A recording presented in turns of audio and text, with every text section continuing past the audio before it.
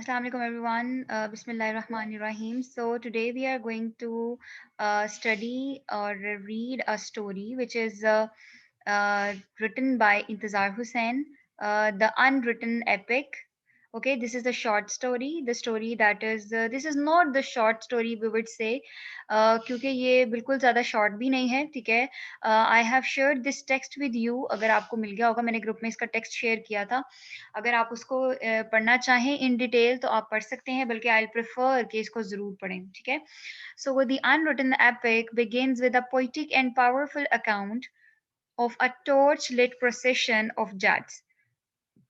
वो जट नहीं होते, जट का ये मतलब जो है वो, इससे पहले मैं आपको इसके सब बैकग्राउंड इसका डिस्कस कर लूं तो गर्ल्स, जिस तरीके से हमने मंटू की स्टोरी पढ़ी थी, जिस तरीके से हमने जो है वो द न्यू कॉन्स्टिट्यूशन, और जिस तरीके से हमने जो है वो इस्मत चुगताई की स्टोरी पढ़ी थी, हमने जो है वो प्रेमचंद की स्टोरी पढ़ी थी, तो ये भी स्टोरी वो सारी स्टोरीज़ का थीम हमारा जो था, वो पार्टीशन का था, ठीक है?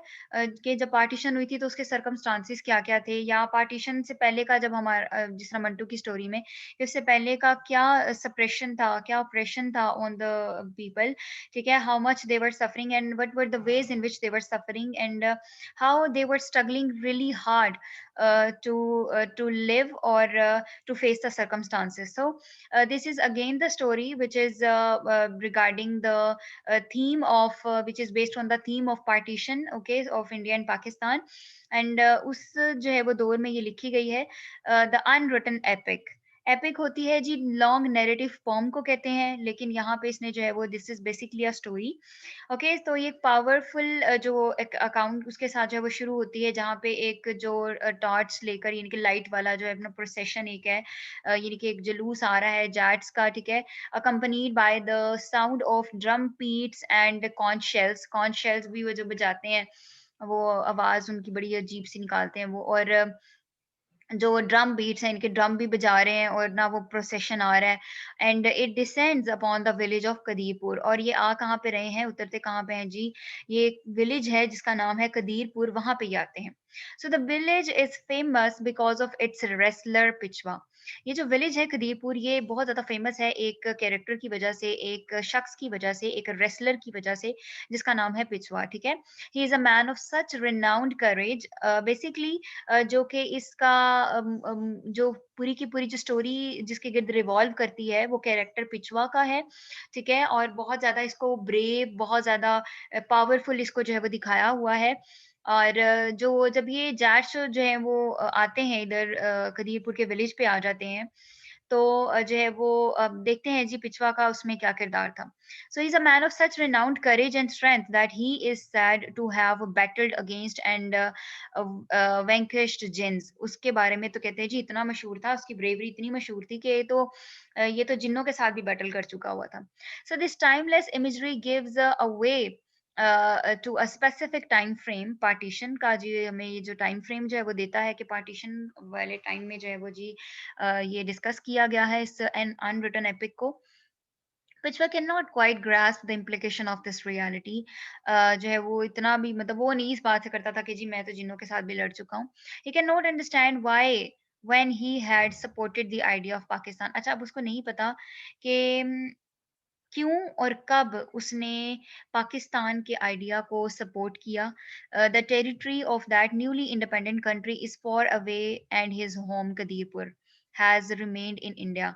सो उसके घर से कदीरपुर, यानी कि जो कि इंडिया में है, वो बहुत दूर है.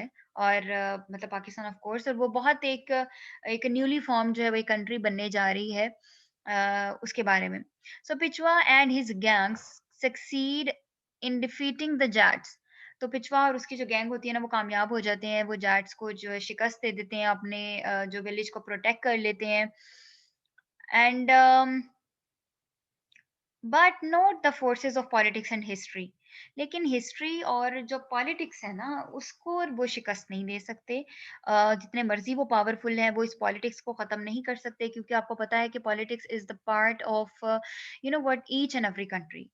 And this thing can never be rooted out, because these are the things on which the you know what the whole circumstances are going well. So उसके बाद में जब हमें पता चलता है पिछवा जो है वो उन्होंने उनको डिफीट कर दिया है। एट दिस पॉइंट पिछवा स्टोरी बिकम्स डिसजॉइंटेड, मतलब इस पॉइंट के ऊपर आके उसकी स्टोरी जो खत्म हो जाती है। His migration to Pakistan where he is neither known nor feared. अब उसने माइग्रेट कर लिया है, उसको नहीं पता कि उसने क्यों और कब जो है वो इस आइडिया को सपोर्ट किया, सेपरेशन को, और बहुत ज़्यादा इसको मतलब उसने किया। तो उनकी जो पाकिस्तान में जो माइग्रेशन है, जहाँ पे उस वो ना तो जाना जाता है, ना उससे लोग डरते हैं। पहले तो जहाँ पे वो रहता था, वहाँ पे क्या था कि सब लोग कहते थे कि जी उसने तो ये तो जिन्नों के अगेंस्ट भी बैटल्स को लड़ा हुआ है, he is so much brave and nobody can defeat him, और you know what all this things. तो अब इसको बहुत ज्यादा अजीब सा है कि मेरे से यहाँ पे ना तो कोई डरता है और ना कोई मुझे जहाँ जानता है। And his desperate unsuccessful search for employment, अब यहाँ पे आके इसको बहुत ज्यादा एम्प्लॉयमेंट की जरूरत है, are recorded in the diary jotting of the narrator, a writer and a fellow migrant. तो हमें इसका पता चलता है कि किस तरीके से कितना जो है वो उसको एम्प्लॉयमेंट के लिए वो कितना वो जो उसमें अनसक्सेसफुल रहा। जो इतना सक्सेसफुल पर्सन था, जो इतना like brave sort of the person था, ऐसे लोगों की तो ज़रूरत होती है। तो यहाँ पे इसको कोई जानता नहीं, कोई इससे डरता नहीं, कुछ भी नहीं है। He perceives पिछवा as a man of great dignity। अब जो फेलो माइग्रेंट है, जो राइटर है, जो लिख रहा है डायरी, उसने इसमें इसको रिकॉर्ड किया है कि बहुत ज़्यादा उसकी वो अज़मत वाला था, वर्दी ऑफ एन एपिक। एक एपिक में उसका उसका इसकी इतनी काबिलियत थी कि उसका ज़िक्र किया जाता। But the writer does not know what to write, लेकिन राइटर नहीं जानता कि क्या लिखे वो। बेसिकली यही वजह थी कि इसका नाम था स्टोरी का the unwritten epic. Unwritten epic, जो नहीं लिखी उसने, नहीं लिखी जा सकी, ठीक है? So he is caught up in a political conundrum, उसके अंदर आ जाता है जी, trapped in writer's block and unable to find a creative voice. अब जो है वो ही इज अनएबल कि वो कुछ लिख सके, कुछ बता सके इसके बारे में। While Kadirpur itself passes into fiction, Kadirpur भी जी अब जो है वो उसकी वो भी जो है वो एक कहानी में चला जाता है, ठीक है?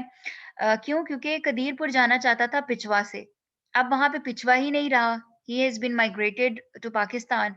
तो वो कहता है कि अब वो भी मेमोरी बन गई है, as a mere memory, a place which has been renamed, जो है वो जितांगर, उसको जो है वो बाद में फिर नाम दे दिया गया, ठीक है?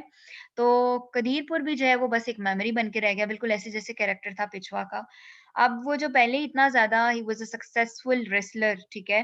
और people used to fear him, and people used to, you know what, they were always afraid of him, कि he is the person who has defeated the jinns even in the battle. But in the newly you know what developed or newly made land, Pakistan, वहाँ पे जो है वो nobody is knowing him, and nobody is knowing about his you know what, the bravery and all the other things. So, an anthology, okay, Intezar Hussein's stories invariably move from the specific to the universal. Specific से universal की तरफ इसकी जाती हैं stories. The unwritten epic is a story about partition, partition के बारे में story है, and also that of loss, loss की। अब यहाँ पे आप लॉस देखें कि जो द हैप्पी विलेज, ठीक है, जहाँ पे सब कुछ था और लोग अपने आप को प्रोटेक्टिव समझते थे क्योंकि पिछवा का कैरेक्टर वहाँ पे था। Pichhwa was the person, was the less wrestler who was there, and उसकी जो गैंग थी they were able to defeat every you know what attack और ये सब कुछ, ठीक है? तो अब ये क्या हुआ कि जब ये एक न्यूली मतलब लैंड पे गया है, न्यूली मेड लैंड पे, तो वहां पे नोबडी नोज हिम, और इवन उसको वो लॉस है डिग्निटी का, लॉस है पावर का, लॉस है एम्प्लॉयमेंट का, उसके पास अब कुछ भी नहीं है, और he is very much suffering because of the unemployment, ठीक है?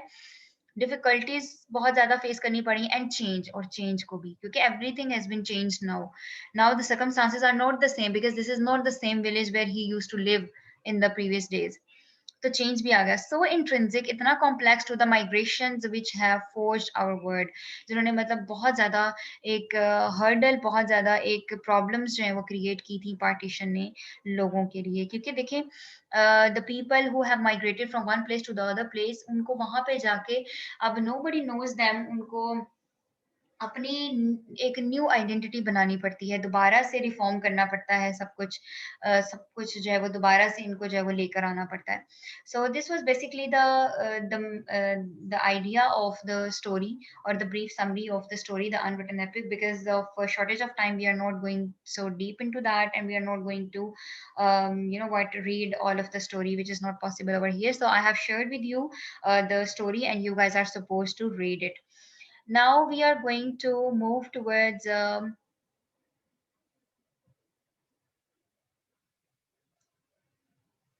इकबाल का शिकवा. ठीक है. So I was requesting you guys that you have installed that app in your mobile phones of on Shikwa and Jawab Shikwa. Please open that app and वहाँ से आप लोग जो है वो उर्दू देखना चाहें तो देख सकते हैं। वहाँ पे उर्दू और इंग्लिश बोथ आर प्रेजेंट, इसीलिए मैंने आपको वो इंस्टॉल कराई थी। But basically we will read from here. तो इकबाल की बायोग्राफी जो है वो we are not going to discuss in today's lecture, because I was thinking that you guys will become bored if I am just going to discuss the whole poetry in one lecture. So today we are going to cover Shikwa. Shikwa girls, remember one thing, that let's have a brief idea of Shikwa. So, in the next lecture, inshallah, we will discuss the biography of Iqbal, which is not going to be discussed in today's lecture because we have shortage of time. So Shikwa is the most famous poem of Dr. Iqbal, or Shikwa girls, this is the thing that is, जिसमें वो अल्लाह ताला की ज़ात से शिकवा कर रहा है। इकबाल जो है वो शिकवा कर रहे हैं कि ऐसा भी हुआ और हम ऐसे क्यों करें और ये वो। तो उनकी जब उन्होंने शिकवा लिखा था, उनकी जो पोम शिकवा लिखी गई थी, तो उसके ऊपर बहुत ज़्यादा जो है ना वो उनके ऊपर उंगलियां उठना शुरू हो गई थी। ठीक है। और जो है वो मतलब जो मौलवी हजरात थे या जो रिलीजियस पर्सन थे, they started what protesting against this pome, and उन्होंने कहा कि ये तो कुफर है। ठीक है। तो लेकिन उन्होंने उसके बाद में जब इतना ज्यादा इसके ऊपर हुआ तो उन्होंने जवाब शिकवा लिखी, एक अनदर पोम। ठीक है। जिसके ऊपर उन्होंने उस शिकवे का जवाब जो कि हमें इस तरीके से दिया गया है कि जी वो जवाब अल्लाह ताला की जात की तरफ से है, वो फिर उन्होंने जो है वो पोम जब लिखी तो फिर जो लोग हैं वो चुप कर गए, क्योंकि उसमें जब वो क्लियर हो गई, लोगों को दरअसल समझ नहीं आया था, शिकवा समझ नहीं आया था, इसी वजह से उन्होंने इसके ऊपर बहुत ज़्यादा अपनी वॉइस को रेज़ किया, प्रोटेस्ट किया। तो उन्होंने जवाब शिकवा लिख के उसको लोगों को समझाया कि ये चीज़ का मतलब ये है और इसको ये मतलब जो है वो इस रेफरेंस से लिखी गई है। सो शिकवा is the most famous pome of doctor Iqbal. There are two parts of this poem named Shikwa and Jawab Shikwa. दो हैं. Main theme of these two poems is taken from the famous poems of John Milton. ये कहा जाता है कि John Milton की जो paradise lost थी वहां से जो है वो इसके फेमस जो जो इसके कुछ थीम्स थे वहां से लिए गए हैं, एंड पैराडाइज रीगेन भी लिखी गई, तो वहां से लिए लिखे जो है वो गए हैं। उसने भी पहले पैराडाइज लॉस्ट लिखी थी, उसके बाद इसके रिवर्स में उसने पैराडाइज रीगेन लिखी थी। So जो है वो doctor Iqbal used wonderful Urdu vocabulary in this poem and highlighted achievements of Muslims. Muslims के achievements का जिक्र है कि ये भी किया तो मैं ऐसा क्यों करूं और ये वो सब कुछ। ठीक है। In Shikwa he played an oppressed and frustrated Muslim who is being complaining to Allah Almighty. ठीक है। उसके साथ वो complain कर रहा है. In the second part he assumed if Allah Almighty Lord or if Almighty Lord himself is addressing to this complaining Muslim and answering to this protest. तो कि सेकंड पार्ट में उन्होंने बताया जवाब शिकवा में कि वो अल्लाह ताला की ज़ात लोगों से उन शिकवों का जवाब दे रही है। तो फिर लोगों को समझ आई दरअसल में कि शिकवा जो लिखा गया था उसका मतलब क्या था। So unfortunately instead of getting some point out of this wonderful work, some rigid and narrow minded so called Muslim scholars of that era declared doctor Iqbal a rebellious minded person. इसमें उन्होंने कहा था कि बागी है ये और रिबेलियस माइंडेड पर्सन है, जबकि ऐसा नहीं था। ही वाज फुल ऑफ इश्क, he was full of religion. ठीक है। और जो है वो he was a religious person, he was not like a rebellious minded sort of person who is being disrespectful God. उन्होंने कहा कि ये आप तो disrespectful हैं towards God because you are complaining to God, why? तो जब उन्होंने जवाब शिकवा लिखा तो उसमें सारी चीजें क्लियर हो गई। But in the long run this poem proved its worth and it is still applicable for the whole Muslim world even today. तो अब जो है वो इसको बहुत ज़्यादा जो है वो डिस्कस किया जाता है इस पोएम को। So let's start. Let's come towards इसके गर्ल्स आप लोगों के सिलेबस में seven stanzas are included, the first seven stanzas, so we are going to discuss them. पहला है जी, क्यों ज़ियाकार बनूं, सूद फरामोश रहूं, फिक्रे फरवाना करूं, महवे गमे जोश रहूं, नाले बुलबुल के सुनूं और हमातन गोश रहूं, हम नवा में भी कोई गुल हूं कि खामोश रहूं, जुर्रत अमोज मेरी ताबे सुखन है मुझको, शिकवा अल्लाह से खाकिम बदन है मुझको। तो पहले में ही जो है वो ही इज रेजिंग शिकवा to the God, and he is saying कि why would I become a lose causer, मैं क्यों नुकसान उठाऊं, why would I remain again forgetter, मतलब मैं क्यों इस चीज को हमेशा करूं, इसको क्यों मैं जो है वो मुझे कुछ हासिल करना है, मैं इसको क्यों भूल जाऊं। Would I not think of tomorrow, क्या मैं कल के बारे में ना सोचूं, क्या मुझे कल के बारे में नहीं सोचना चाहिए। Would I remain observed in the grief of yesterday, क्या मैं हमेशा कल की ही जो है वो पिछला जो गुजर गया है बस उसी के गम में मुब्तला रहूं, मतलब ये कि मैं क्यों हर वक्त सोचता रहूं कि ये हो गया वो हो गया, मैं मतलब पीछे क्यों सोचता रहूं, मुझे कल के बारे में क्यों नहीं सोचना चाहिए। Why shouldn't I move ahead. Would I listen to the lament of nightingale, क्या मतलब मैं सुनूं जो बुलबुल का जो उसका जो गम है। And would I listen all years, मतलब मैं बस इन्हीं चीजों की तरफ जो है बस तवज्जो करूं।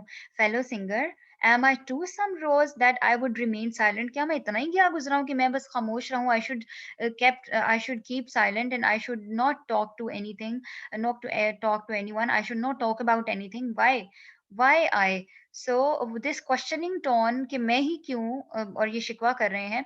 सो आई हैव माई करेज, कहते हैं मेरी अपनी मतलब मेरी अंदर हिम्मत है, पावर ऑफ स्पीच है। I have dust be in my mouth a complaint against Allah, तो यहाँ पे जो है वो कहते हैं कि मतलब मैं जो है वो मेरे पास करेज है, I have this thing.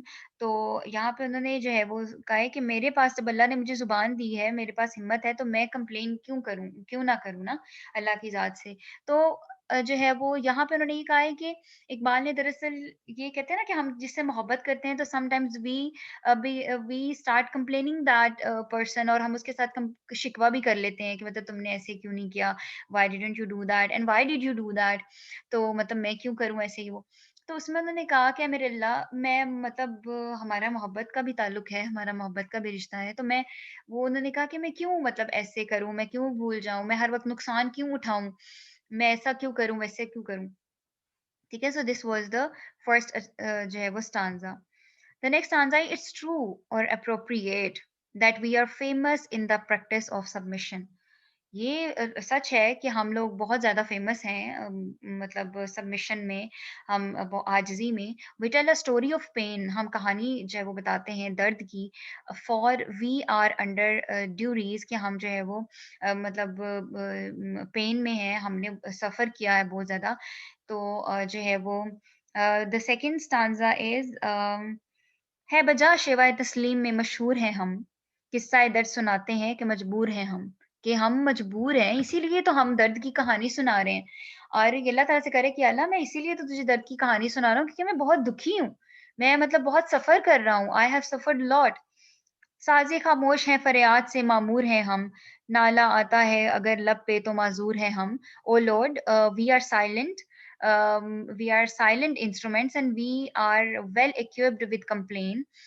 If a lament comes to our lips, अगर कोई शिकवा हमारे होंठों पे आता है, then we are to be excused, तो हम मतलब जो है वो हम मतलब कर सकते हैं हम शिकवा, हम क्योंकि हम तेरे बंदे हैं, हम तुझसे शिकवा कर सकते हैं। तो उनका यही है उनसे शिकवा कि हम दर्द उठा रहे हैं, तो इसी वजह से मैं इतनी तकलीफ में हूँ, इसीलिए मैं शिकवा कर रहा हूँ।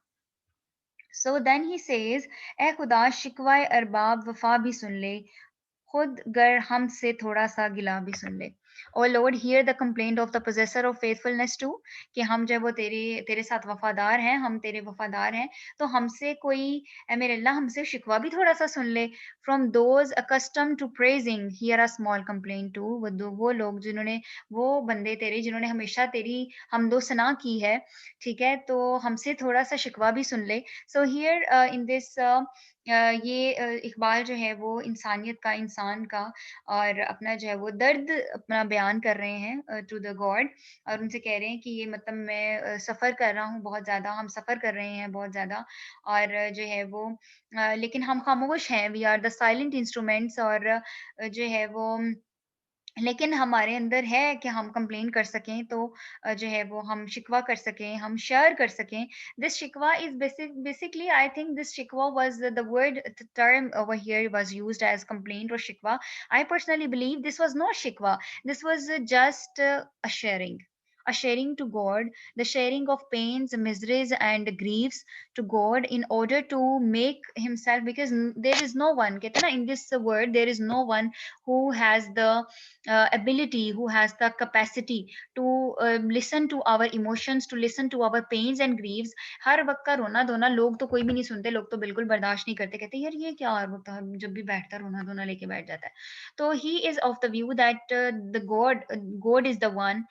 He can listen to us, he can listen to whatever we want to say him, and we are the one who can only share our feelings or emotions, our pains with the God. So उन्होंने कहा कि अब देखिए ना, अगर तो कुफ़र की अल्लाह माफ़ करे इसकी तरफ होता, तो व्हाई इज़ ही सेइंग कि हम हमेशा प्रेज़ करने वाले हैं तुझे, हम तेरे वफ़ादार हैं, तो चल हमसे थोड़ा-सा शिकवा भी सुन ले। यानी कि हम कह ही देते ना कि ये भी नहीं, ऐसे भी नहीं, हमें but we can not deny the blessings of God, we can never do that. तो ये उसमें उन्होंने जो है वो कहा कि थोड़ा-सा हमसे शिकवा भी सुन ले।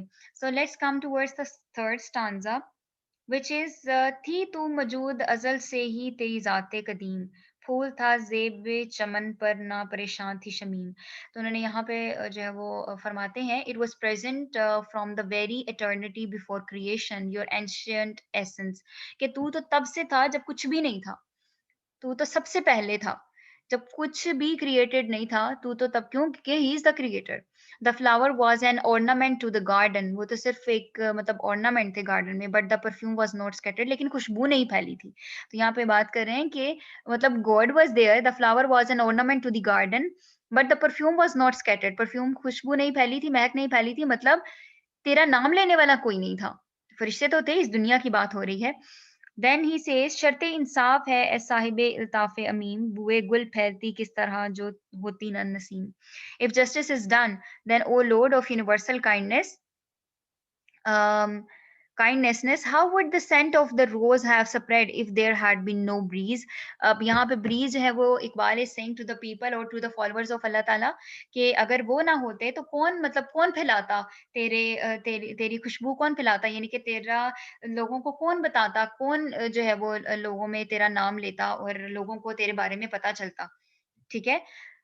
और इन द नेक्स्ट स्टांजा और in next lines he is saying, हमको जमीयत खातिर ये परेशानी थी, वरना उम्मत तेरे महबूब की दीवानी थी। To us this scattering was composure और कलेक्टेडनेस ऑफ माइंड। ये तो बस ये था कि हमने जो बिखरी हुई this scattering was the collectedness of mind, हमने तो ये जो बिखरा हुआ था सब कुछ, तो हमने उसको किया है, यानी कि हमने उसको एक ऑर्डर दिया है, यानी कि कहने का उनका ये था कि हम थे जो जो है वो जो तेरी टीचिंग्स फैला रहे थे, हम थे जो लोगों को तेरे बारे में बता रहे थे कि God exist. Otherwise was the community of your beloved mad, कि तो क्या तेरी उम्मत के जो लोग थे वो क्या पागल थे, मतलब वो दीवाने थे जो मतलब इस तरीके से कर रहे थे। तो the thing was that कि they were struggling so hard, वो इकबाल is sharing कि we are also struggling so hard in order to make people realize that God exists, and the God exists, and people should make his name, people should remember God, and they were teaching the other people, they were telling them that God exists and we should obey them and we should do this and we should not do that. तो उन्होंने यहाँ पे ये कहा कि अगर हम ना होते तो पहचानने वाला तुझे कौन होता, यानी कि जमीन की बात हो रही है यहाँ पे। So this was the third stanza. Let's come towards the fourth one. Before us the scent of your word was strange.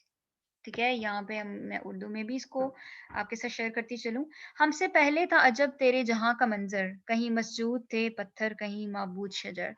कि हमसे पहले, बिफोर अस द सेंस और the scene of your world was strange, अजीब सा था मतलब तेरे जहान का मंजर। Somewhere stones were bowed down to, कहीं पे कुछ जो है वो पत्थरों को सजदा कर रहे हैं। समवेयर एल्स ट्रीज वर वर्शिप, कहीं पे दरख्तों को पूजा जा रहा है।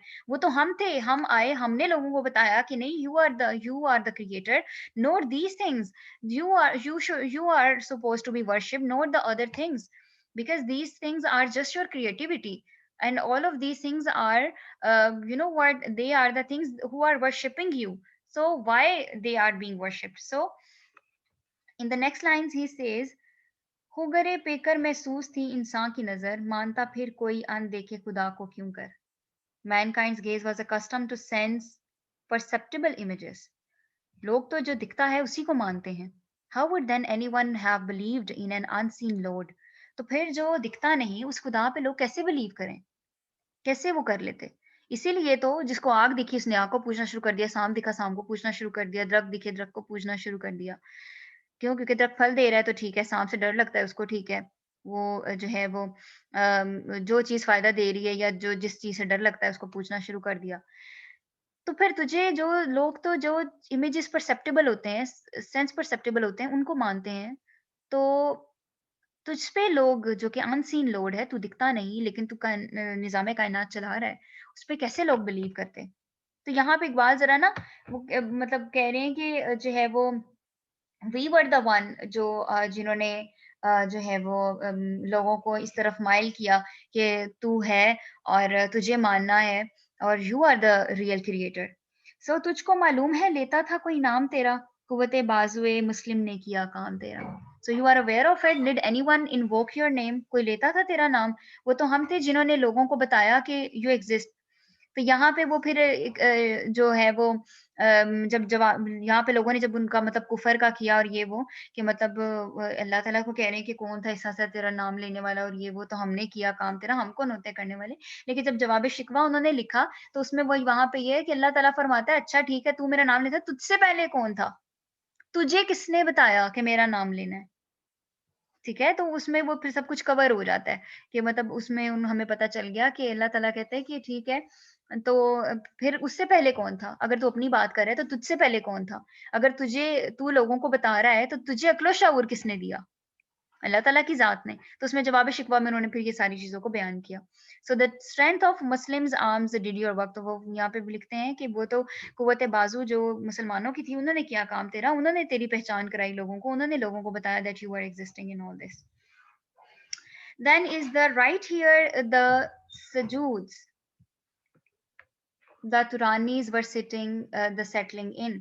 In the next stanza, he says, बस रहे थे यही सल्जूक भी तुरानी भी, अहले चीन में ईरानी में सासानी भी. That in China the people of China and in Iran the Sasanians too. मतलब वहाँ के रहने वाले तुरानीज भी थे और चाइना में रहने वाले चाइनीज भी थे, ईरान में रहने वाले ससानी भी थे, सारे रहते थे. इसी मामूर में आबाद थे यूनानी भी, इस मतलब यहीं पे इसी दुनिया में रहते थे और इसी दुनिया में यहूदी भी थे, नसरानी भी. In that same region the Greeks too dwelt, in that same world the Jews too, the Christians too. यानी कि इन सब में तो ये नहीं कि इसने यहाँ पे सारे गैर मुस्लिमों का नाम ले लिया है कि वो भी थे वो भी थे वो भी थे, और यहूदी थे, नसरानी थे, चाइनीज थे, सानी थे, सारा कुछ ठीक है. पर तेरे नाम पे तलवार उठाई किसने, बात जो बिगड़ी हुई थी वो बनाई किसने.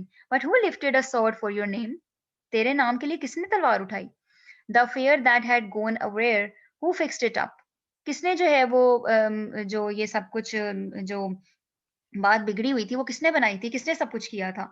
मतलब कौन था जिसने लोगों को माइल किया था तेरा नाम लेने के लिए.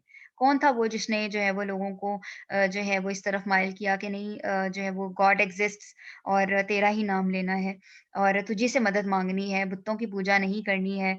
तो हम तलवार से भी किया गया ना लोगों को मतलब लेके इस्लाम दीन में जबर नहीं था और जबर नहीं है. लेकिन उन्होंने कहा कि मतलब जब लोग इसको मानने से इनकार करते थे, तबलीग भी की सब कुछ, तो तेरे खिलाफ लड़ने वाले नॉन मुस्लिम्स के खिलाफ कौन थे? मुसलमान ही थे, ठीक है? तो मतलब तेरे लिए जो है वो हमने किया, मतलब हमने तेरा दीन फैलाया, हमने जो है वो तेरे लिए जो है वो आवाज़ उठाई और हमने लोगों को तेरी पहचान करवाई. तो जिसमें जो है वो जवाब शिकवा में अल्लाह पाक की ज़ात बस यही उनसे जो है वो जो कि इस तरीके से जवाब उन्होंने लिखा कि अगर अल्लाह ताला की ज़ात होती तो वो उनको किस तरीके से जो है वो इस बात पे क्या कहती उनको जवाब अल्लाह ताला का क्या जवाब होता। तो उसमें फरमाया कि फिर तुझसे पहले तुझे ये अकल किसने दी, शाऊर किसने दिया, तुझे किसने बताया? तो वो बताने वाली ज़ात अल्लाह के सिवा तो कोई भी नहीं थी। It comes towards the sixth stanza, which is थे हमें एक तेरे मार का अराव में, खुशकियों में भी खुशकियों में कभी लड़ते कभी दरियाओं में।